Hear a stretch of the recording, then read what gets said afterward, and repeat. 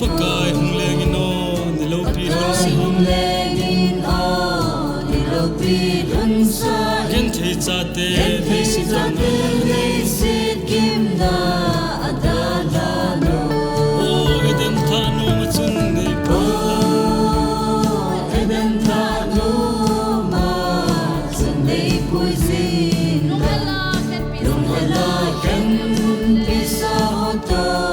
kileng khom le kipana kimin wa chai ta kipana kimin wa chai ta leisin hi ngai ta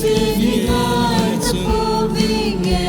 na damma chun nadinga thu ten chugam chu kinepi nadinga thu ten chugam chu akine lei kipana diwa pa theino lei kipana diwa pa Zion pi hole lungse nalal mel so pi hole lungse nalal pi hum kilang ding chu be chim lo pi hum kilang ding chu ave chimpo oi den tha no machun nei pusin la eden tha no ma chun nei poisin lungala kan pisa hoto kileng khom le kipana kimin wa chai ta vinge kipana kimin wa chai ta vinge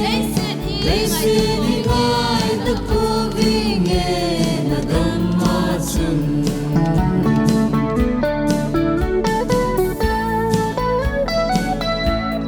leilung don lungsin he so na zo sinuya lung zin he so na zo sinoya ta san hon kipala sa jingwi san hon ki pala sa zin adivin ko va hen salam thanu machun va hen salam tha no na pi ko na ding ni ngai sa ka ta